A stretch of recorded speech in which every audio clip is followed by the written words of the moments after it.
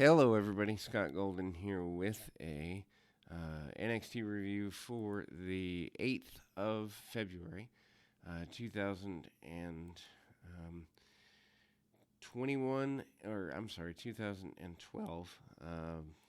We're in 2021, but we're doing the reverse of these. We're doing the review of these in kind of, I wouldn't say reverse order, but it's kind of there. Anyway, we see Heath Slater make his way out again, and kind of Derek Bateman out there again. Heath Slater and Derek Bateman kind of had a teaser of a mini feud, I guess you'd say. Slater, of course, doing the SmackDown thing there. Lots of brawling, hard shots by Slater, attempted dropkick under the chin. Bateman trying to get things going his way. Side headlock, doesn't get all he wants on it. Back into the corner goes Slater. Slater gets the review up a little bit in terms of just the match going back and forth a good bit. Sling blade by Slater, and he gets a victory over Derek Bateman, which isn't a horrible thing, but Bateman losing to Slater probably not the best for his future prospects. Derek Bateman, obviously, in the midst of the love triangle, Caitlyn and Maxine deal.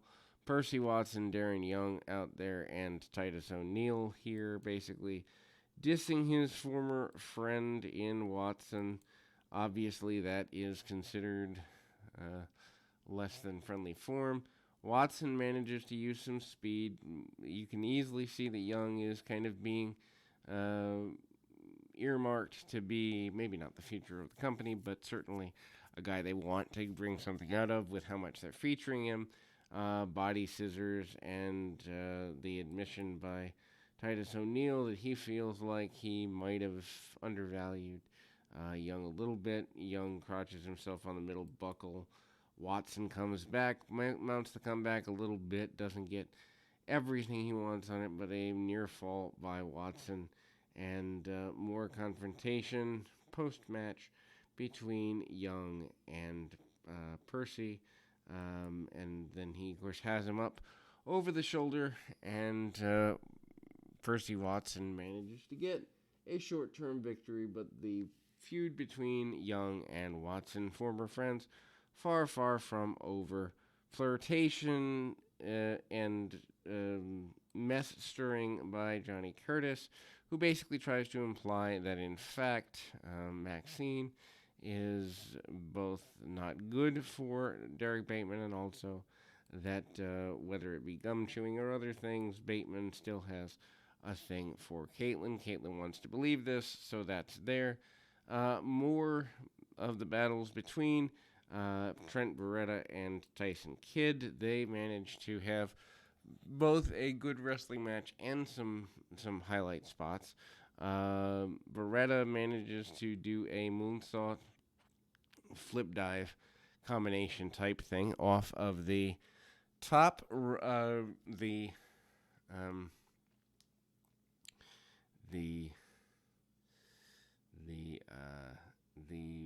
ringside barrier. Easy for me to say.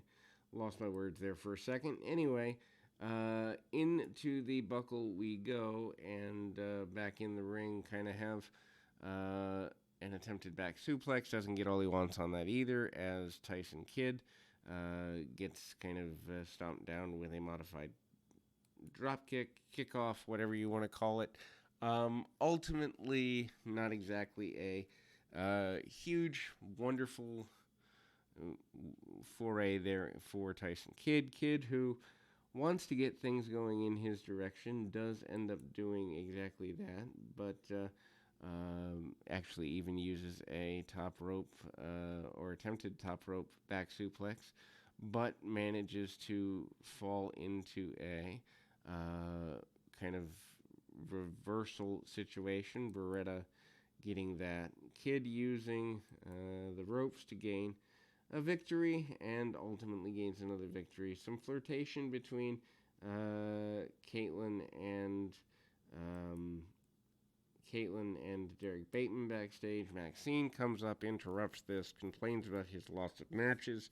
And obviously Johnny Curtis behind all of this and is happy that he is stirring the chaos. Then we go to another women's match, Oksana and a returning Oksana, this time with black hair. Don't know why they returned her. Don't know a lot of things. But anyway, she's coming back with Caitlyn.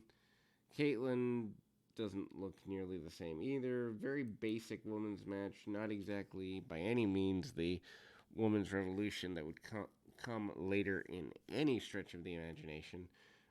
Body holds and basic stuff here, not getting what they want out of the process, and ultimately an inverted sleeper attempt. Oksana manages to get the hook on after the Dragon Sleeper and gets a cheating victory. Obviously not a good thing there. Backstage, another backstage promo. This time Tyson Kidd offers Trent Beretta a tag team formation with the idea that he respects him after being in the ring with him. Interesting run. Beretta doesn't really seem to want to do that. Then we see Hawkins and Rex out again as a team.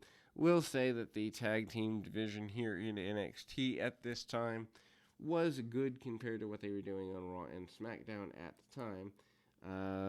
More go-arounds with these two double teams by the Usos. Worth going out of your way to see this. Rex is a guy that has the body, doesn't really have the in-ring timing, but has the body and manages to brawl his way, or more brawl than collegiate style wrestle by any stretch of the imagination, brawl his way into a position of authority.